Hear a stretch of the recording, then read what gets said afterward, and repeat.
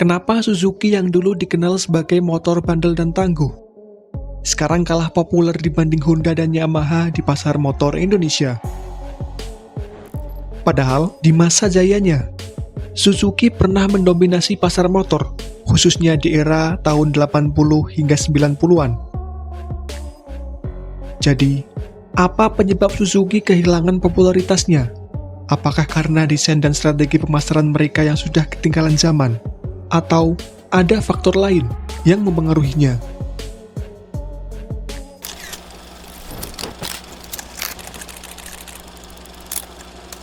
Sejarah Suzuki di Indonesia dimulai sejak era 80 hingga 90-an, di mana mereka meluncurkan sejumlah motor ikonik, seperti Suzuki Satria dan Suzuki Thunder. Motor-motor ini langsung menarik perhatian karena desainnya yang sporty dan performanya yang tangguh. Suzuki Satria pertama kali diluncurkan pada tahun 1997 dengan model 120S. Motor 2 tak berkapasitas 120 cc yang dilengkapi dengan transmisi semi-otomatis 5 percepatan. Puncak kesuksesan Satria terjadi saat peluncuran Satria F150 pada tahun 2013 yang menggunakan mesin DOHC 150 cc dan mencatatkan penjualan lebih dari 1 juta unit pada tahun yang sama. Namun dari semua itu, tanda-tanda kemunduran Suzuki mulai terlihat sejak tahun 2010 ke atas.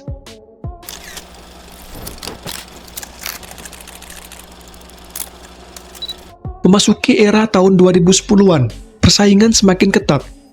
Honda dan Yamaha terus memperkuat posisi mereka dalam strategi pemasarannya agresif, seperti iklan di televisi, kampanye digital, dan partisipasi dalam event besar seperti MotoGP.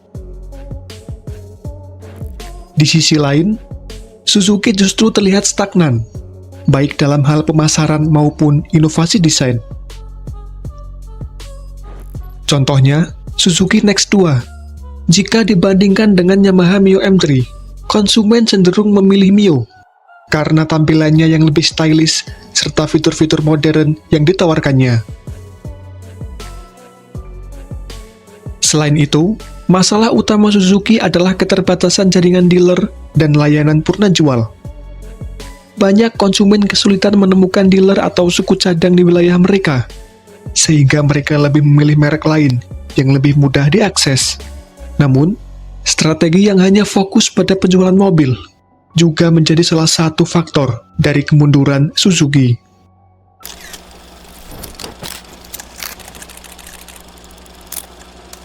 Berdasarkan data terbaru tahun 2023, kondisi Suzuki di Indonesia cukup memprihatinkan. Pangsa pasar mereka hanya tersisa 0,2% dari total penjualan sepeda motor. Suzuki hanya berhasil menjual sebanyak 12.545 unit. Sebagai perbandingan, Honda mendominasi dengan penjualan mencapai 4,1 juta unit, diikuti oleh Yamaha di posisi kedua, dengan lebih dari 1 juta unit sepeda motor yang terjual.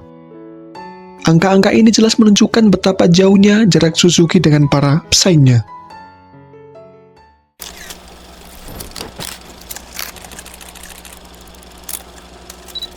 Meskipun begitu, apakah ini akhir dari era motor Suzuki? Jawabannya belum tentu.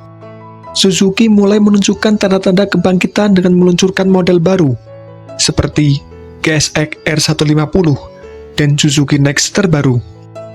Mereka mulai berusaha kembali merebut pasar dengan desain yang lebih modern dan harga yang lebih kompetitif.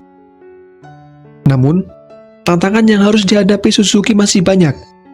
Mereka perlu memperluas jaringan dealer, meningkatkan layanan purna jual, dan memperkuat strategi pemasaran agar dapat bersaing dengan rival mereka.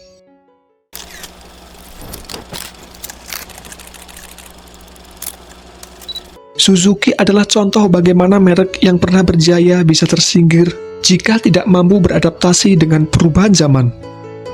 Namun, Suzuki masih punya potensi besar untuk kembali bersaing, asalkan mereka bisa berinovasi dan mendekatkan diri pada konsumen.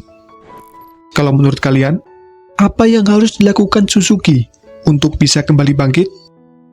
Tulis pendapat kalian di kolom komentar.